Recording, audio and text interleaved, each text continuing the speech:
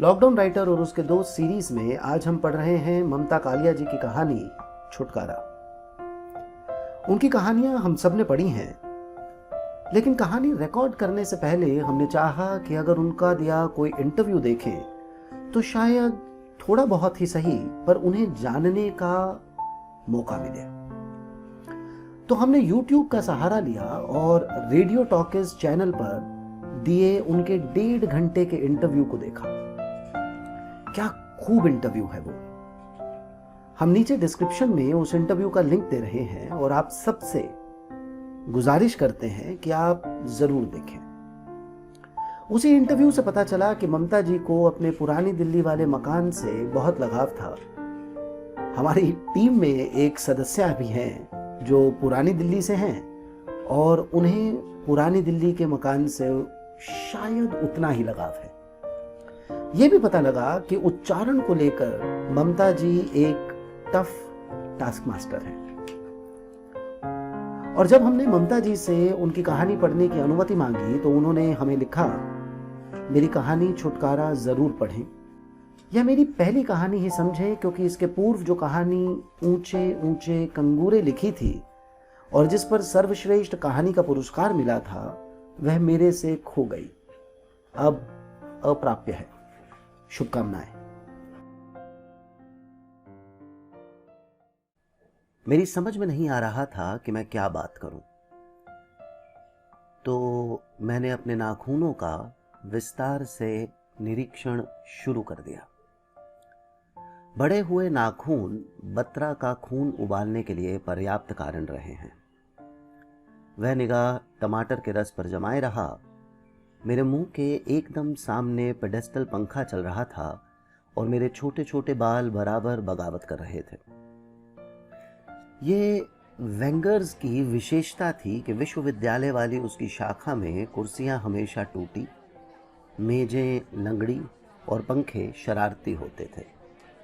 गर्मियों की छुट्टियों में एक खास छात्र वर्ग की भीड़ होती जो एमए प्रीवियस के बाद फाइनल की घोषणा 30 अप्रैल से ही शुरू करने में विश्वास रखती, या जिन्हें और कहीं मिलने मिलाने की सुविधा ना होती। शायद लड़की के माँ बाप अतिरिक्त अनुशासन प्रिय और लड़के के साथ उसके कमरे में कोई पार्टनर। मुझे बत्रा के साथ यहां आना अजीब लगा था, पहले नहीं लगता था। अब इन दोनों वर्गों से हम बाहर थे। पिछले दिनों मेरे अनुसार हम पहली श्रेणी और उसके अनुसार दूसरी श्रेणी के छात्रों में गिने जाते थे। बत्रा ने तीसरी बार वही पूछा, और क्या किया वहां? मुझे लगा मैं बेवजह पुलिस इंस्पेक्टर के दफ्तर में बैठा दी गई हूं। देखो, मई भर हम पढ़ते रहे, जून भर लिखते, और आधी जुलाई में तो बस यहां जाओ वहां जाओ, दम मारने की फुर्सत नहीं मिली। तुम्हें जवाब तक नहीं दे पाए। रोज सोचती रही, फिर सोचा ट्रंक कॉल ही करूंगे।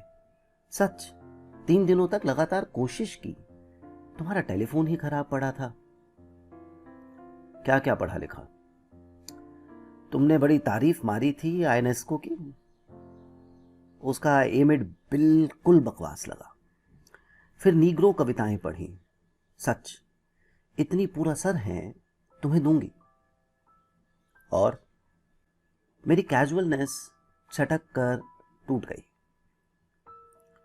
बत्रा की आवाज में कोई फर्क नहीं था, वही ज्यादा जागे रहने की तत्परता, पर उसके वाक्य मिलकर बातचीत नहीं बन रहे थे, वे कड़े लग रहे थे। ऐसे क्यों बोल रहे हो? मैं क्या कह रहा था? दिल्ली में इस बार बहुत धूल उड़ी। सुबह उड़नी शुरू होती और रात तक उड़ती रहती। कभी कभी हम लोग आश्चर्य करते, इतनी धूल आई कहां से? तुमने पीली धूल देखी है कभी? एकदम पीली। मुझे चिढ़ाया जा रहा था। मुझे कोई चिढ़ाए तो मैं एकदम चिढ़ जाती हूं। पिछले साल लाइब्रेरी से हम 4 बजे चाय के लिए उठते। मेरे दिमाग में मिल्टन घूमता रहता और मैं भूल जाती थी कि चाय का समय रिफ्रेश होने का समय है। 1-2 विषय आजमाने के बाद बत्रा मिल्टन पर ऐसे धारा प्रवाह बोलता कि मैं कानों पर हाथ रख लेती थी। एक बार सिर्फ प्रेजेंट कहने पर एक प्रोफेसर के आपत्ति करने पर बत्रा उस क्लास में सर प्रेजेंट सर कहने लगा था। मैंने बत्रा को भरसक इंडेपन से याद दिलाया कि धूल में मेरी रुचि कभी नहीं थी। बत्रा कुछ कहते कहते रुक गया और हंस पड़ा। क्या हम हेनरी जेम्स पर बात करें? मैं चुप हो गई। मैं घर जाना चाहती थी। असल में मैं आना ही नहीं चाहती थी। चलते हुए मुझे यही महसूस हो रहा था। फोन पर बत्रा को समय देते हुए मुझे लगा था जैसे मैं शून्य में शून्य से समय नियत कर रही हूं। मैं वहां किसी से ना मिलने का कोई अनुबंध नहीं कराई थी। ऐसे वायदों वाली कोई सांझ नहीं बीती थी, आखिरी भी नहीं। पर मिलने जुलने से मुझे विरक्ति होती जा रही थी। बिना उल्लास के किसी से मिलना ऐसे लगता था जैसे बिना नमक के खाना। इस समय हम दोनों के ग्लास खाली थे और हम थोड़ी थोड़ी देर में खाली ग्लास मुंह से लगाकर बर्फ के टुकड़ों का गीलापन महसूस कर लेते। बत्रा ने एक छठी सिगरेट जलाई। तुम चश्मा उतार कर बहुत छोटी लगते हो। मैं ये सुनने के लिए तैयार नहीं थी, या शायद यह वाक्य एक दोहराहट थी।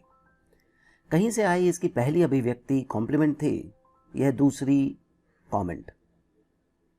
यह परिवर्तन सबने गौर किया था। मां को मैंने यह कहकर संतुष्ट कर दिया था कि आंखें अब ठीक हो गई हैं।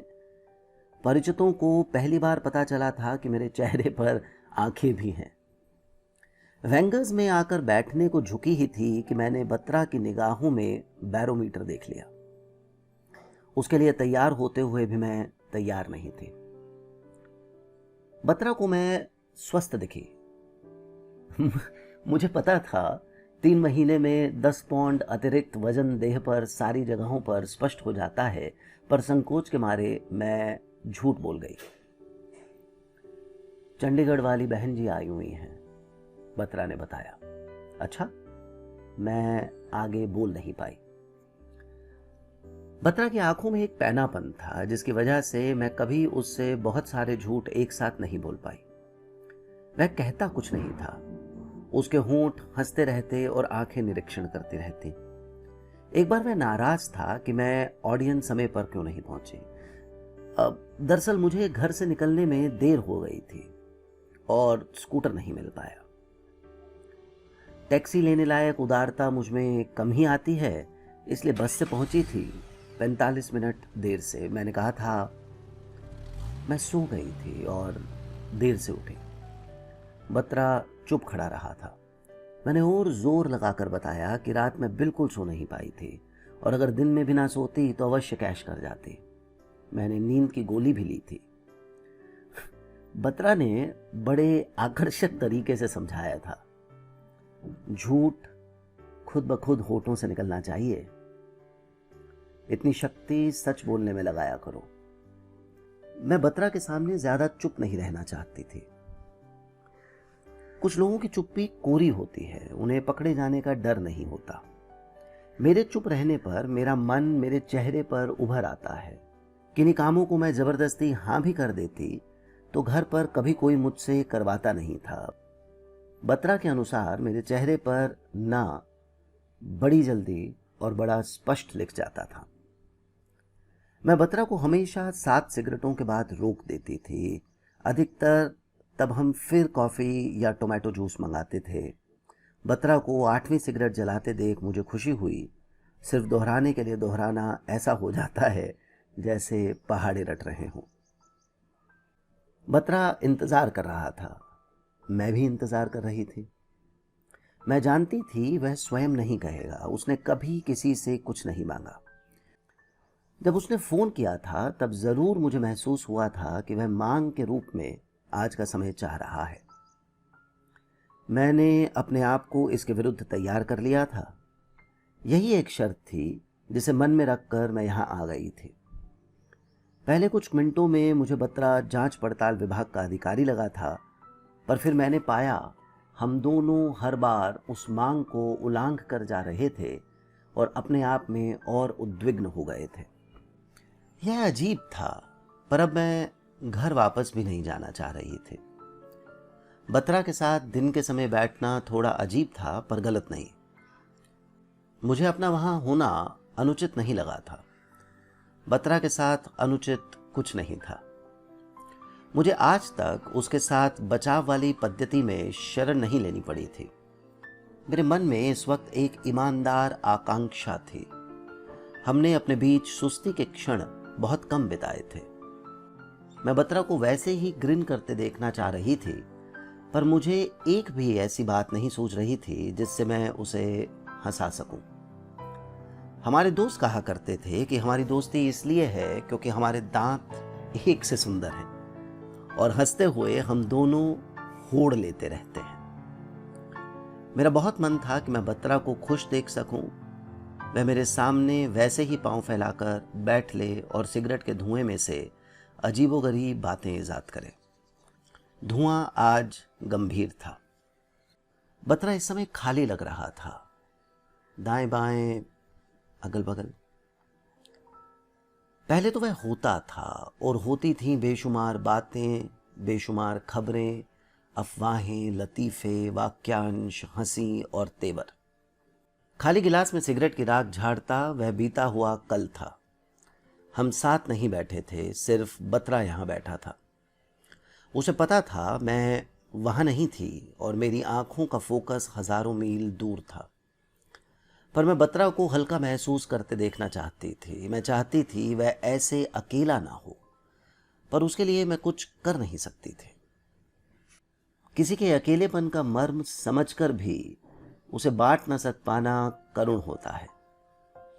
इतना गीलापन हमारे स्वभावों के विपरीत था। बहन जी आई हुई हैं, मैंने बताया ना। हाँ, इस बार भी मैं कह नहीं पाई। बहन जी के आने पर मैं रोज लाजपत नगर जाती थी। बत्रा को वापसी में स्कूटर चलाना हमेशा अच्छा लगता था। बत्रा ने कहा नहीं, चलें? बस उठकर खड़ा हो गया, माचिस समेटी, सिगरेट की डिब्बियां पिचकाकर गिलास में फंसाई और मेरे साथ निकल आया। बिना सिगरेट के पूरे होठों से उसने बाय कहा तो मैं गेट की ओर मुड़ गई। वह लाइब्रेरी वाली छोटी सड़क पर पहुंच गया था। अभी शाम बाकी थी। लाइब्रेरी में बैठने वाले सभी विद्यार्थी अभी बाहर टहल रहे थे। हमने एक दूसरे की ओर दूर से खुलकर देखा। गहरी शाम में बत्रा की क्रीम रंग की बुशर्ट सफेद नजर आ रही थी। उसका कद दूर से औसत से कम लग रहा था। वेंगर्स में उसके शरीर में एक कड़ापन था। वह अब ढीला हो आया था। दिन और रात के इस गाढ़े संधि स्थल में हमें एक दूसरे की चाल ऐसी लगी जैसे डाक बांट लेने के बाद खाली हाथ हिलाते डाकिए की। नमस्कार।